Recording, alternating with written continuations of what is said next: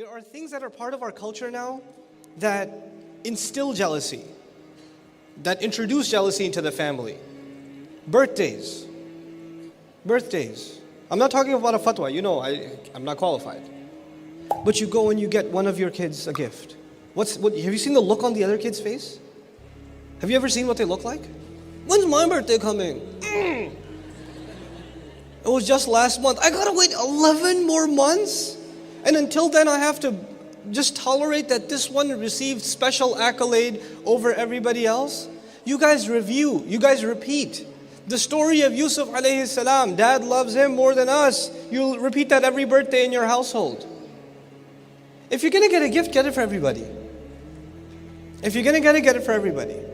And if you're gonna give a gift, make a part of it a gift that's supposed to be given to charity together. Allah gave us this, we're gonna give some of it back. Instill good values into your kids. Values that don't brew jealousy among them. Stop comparing your children to your other children. Stop purposely praising some of your children in front of other children. Stop doing that. You're my good son. Looking at the other kid, you're my good son. Right? This is my good daughter, mashallah. She listens to me.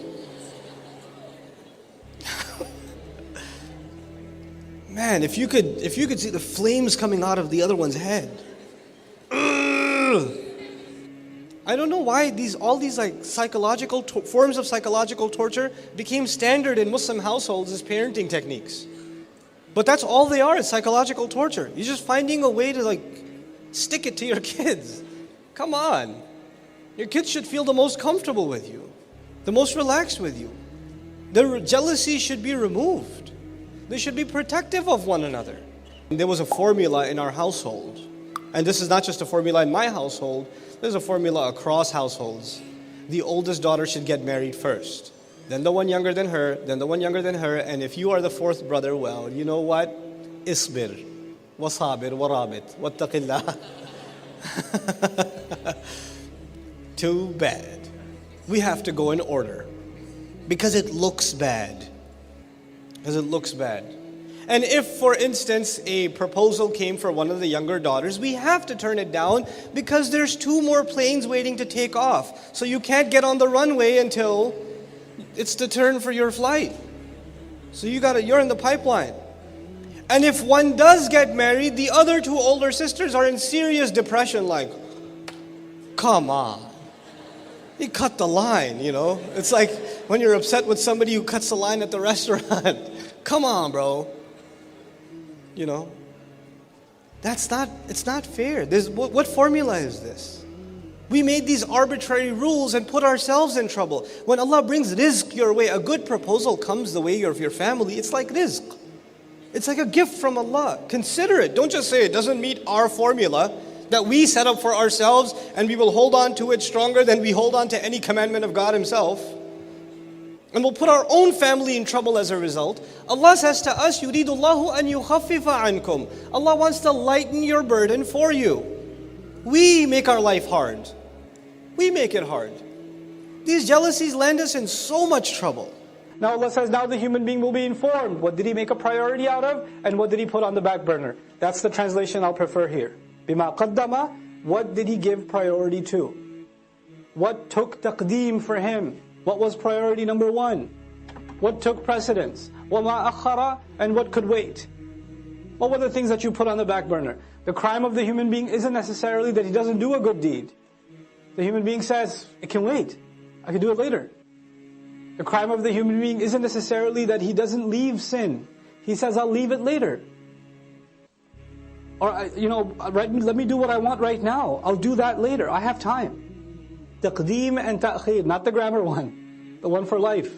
Human beings will be thoroughly informed. What were your priorities? What did you put ahead? What came first for you? What came later for you? Bima qaddama wa akhar. The other meaning of qaddama wa akhar in Tafsir Juz Amma I mentioned also. Qaddama also means what you've sent forward. You've done deeds, you've done works, and every one of them are waiting for you. Our deeds are waiting for us. Kullu nafsin bima kasabat rahina. You've sent collateral over. You've sent deeds over for processing. And you're going to meet those deeds on Judgment Day. I don't meet my deeds now, I just do them now. I will meet them then. وَوَجَدُوا مَا عَمِلُوا حَاضِرًا. They're going to be standing face to face in front of their salats.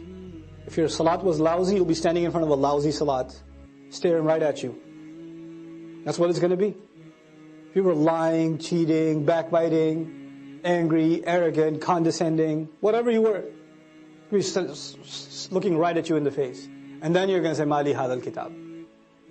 That's the reality of it. Bima qaddama wa akhar. What did he make a priority out of? What did he put on the back burner? This is one of those life-transforming ayat. The human being will be thoroughly informed. This was your priority. This is what you spent time on. This is what you did with your free time. This is what you thought can wait. You had all these dreams. I want to memorize the Quran. What did you do for it? How many seasons of how many TV shows did you watch instead? That was a priority for you. What you wanted to memorize? Oh, but it can wait though. Inshallah, one day when my heart is purified, then I shall start. You know? بِمَا قَدَّمَ وَأَخَرَ بَلِ الْإِنسَانِ No. Yes, on that day the human being will be given thorough news, but it's not like the human being's blind now. Rather, the case is that the human being, عَلَى نَفْسِهِ, against his own self, basira, is fully insightful. There is one person that knows so much about you, and nobody else knows about you. And besides Allah, and that's you.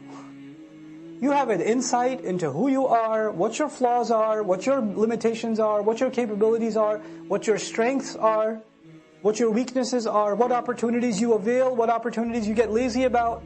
You know that about yourself more than anybody else. And you and I decide to lie to ourselves.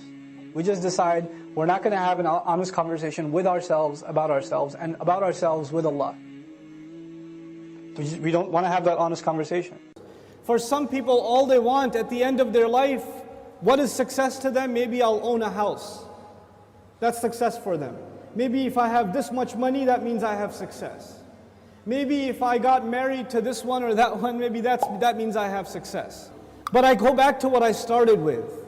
There are some people who are happy with doing just the minimum. Just the minimum. But I am here to tell you, the young people in the audience today, Allah has blessed you, and I am telling you, He expects great things from you. He does not expect the minimum from you.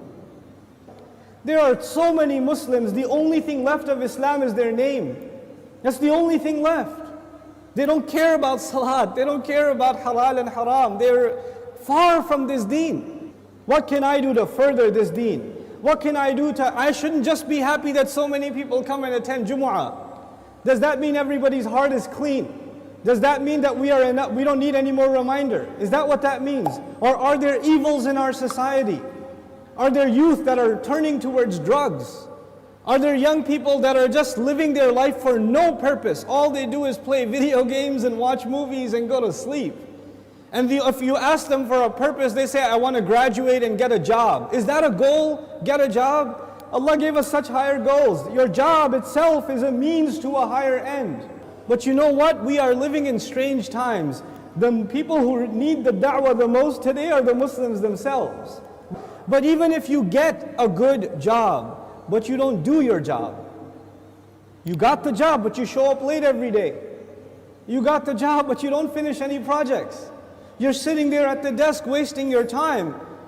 You're going to lose that job. Somebody else will come and do it for you. You will not keep that job even if you qualified. Qualifications are not enough. You have to do the work.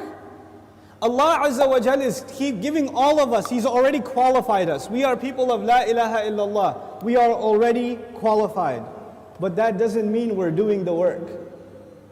If we don't do the work, if we don't concern ourselves, if we don't care, then you know what's going to happen. إِن تَتَوَلَّوْا يَسْتَبْدِلْ قَوْمًا غَيْرَكُمْ ثُمَّ لَا يَكُونُوا أَمْثَالَكُمْ. You turn away and Allah will replace you with a nation other than yourselves, and they will not be like you. They will not be lazy like you. And those are when young Muslim people have real iman, when young Muslims have real strength in their belief, then they have the power to change the world. They have the power to make the world a better place. But when young Muslim people don't have real iman, they don't have real conviction, then they are a waste of space.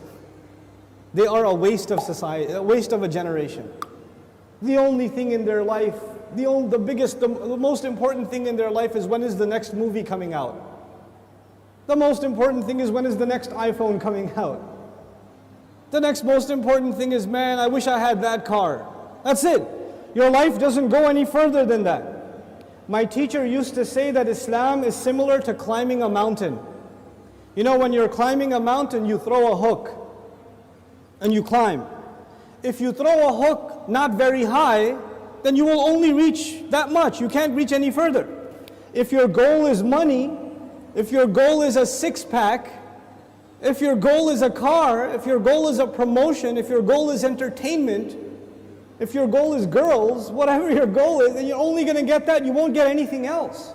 But if your goal is something higher, to serve something more than yourself, you don't live a selfish life. You want to live for the sake of Allah and for the benefit of others. That's how you want to live.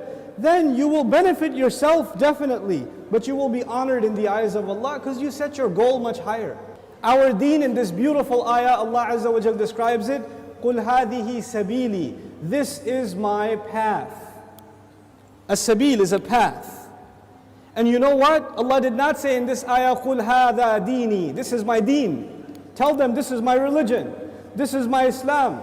This is my truth. This is my book. He didn't describe it with any other language except this is my path. And all of you know a path is like a journey. So Islam itself is being described as a journey in this ayah. What does that mean? That means in any journey you have to make progress, right?